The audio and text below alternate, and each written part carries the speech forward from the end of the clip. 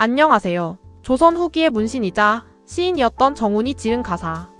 탕군가는 17세기 전란 이후 몰락해 가던 양반 사대부의 처절한 현실과 고뇌를 날 것 그대로 담아낸 작품입니다.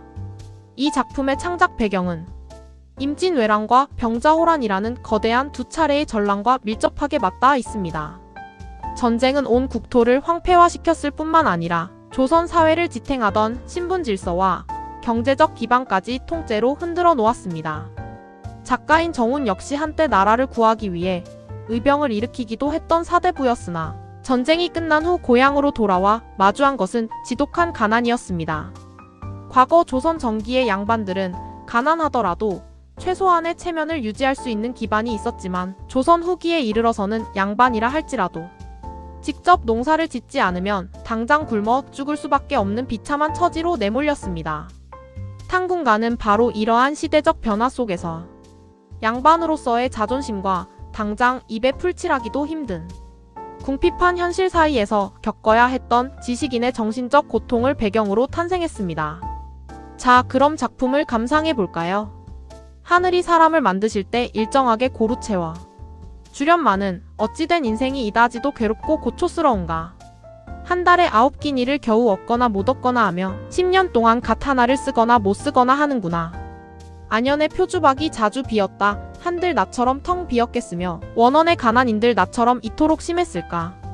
봄날이 길어져 뻐꾸기가 농사를 독촉하거늘 동쪽 이웃에서 쟁기를 얻고 서쪽 집에서 호미를 빌려 집안에 들어가 뿌릴 씨앗을 마련하려고 보니 올볕 씨앗 한 말은 반 넘게 쥐가 파먹었고 기장, 피, 조, 팥 같은 잡곡은 서너 되밖에 되지 않으니 이 춥고 굶주린 식구들을 데리고 일해서 어찌 살아가리.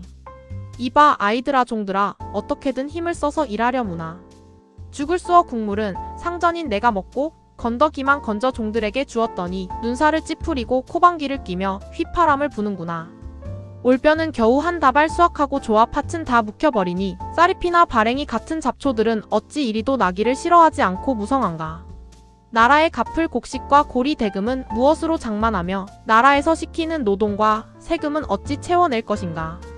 백방으로 생각해도 견뎌낼 가망이 전혀 없다. 차라리 아무 생각 없는 저 잡초의 무지함이 부러우나 어찌하겠는가. 세상 시절이 풍년이 든들 내 안에 배가 부르겠으며 겨울 날씨가 따뜻하다 한들 이 얇은 옷으로 몸을 어찌 가리겠는가. 옷질 배틀북도 쓸 데가 없어 빈벽에 걸려있고 속과 시루도 쓸 일이 없어 내버려 두니 붉은 녹이 가득 끼었구나.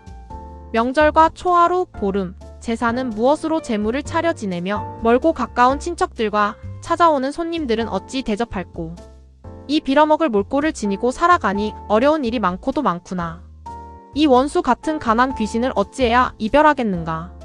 제발 떠나라고 음식과 노잣돈을 갖추고 이름을 불러 전송하며 길한 날 좋은 때에 사방 아무 데나 가라고 일렀더니 가난 귀신이 주절주절 화를 내고 원망하며 성내어 하는 말이 어릴 때부터 늙을 때까지 기쁨과 슬픔을 너와 함께하며 죽으나 사나 이별할 줄이 없었거늘 어디 가서 누구 말을 듣고 나보고 가라고 하느냐? 라며 우는 듯 꾸짖는 듯 온갖 방법으로 나를 협박하거늘 돌이켜 생각해보니 내가 난 귀신 말도 다 옳도다.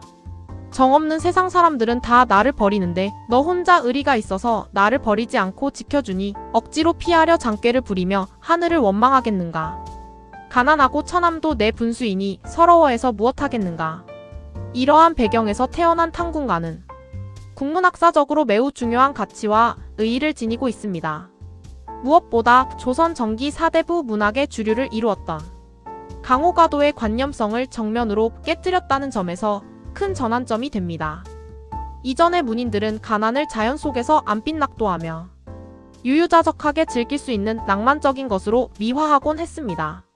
하지만 정운은 가난이란 결코 낭만적인 것이 아니며 밥을 굶고 종들에게조차 무시를 당하며 제사조차 지내지 못하는 끔찍하고 구체적인 현실이라는 점을 폭로했습니다.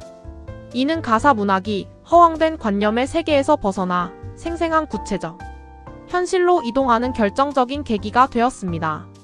또한 이 작품은 조선 후기 사실주의 가사의 효시로 꼽히는 박인로의 누앙사를 성공적으로 계승하는 동시에 가난을 귀신으로 의인화하는 독창적인 표현 기법을 선보이며 문학적 성취를 한 단계 더 끌어올렸습니다.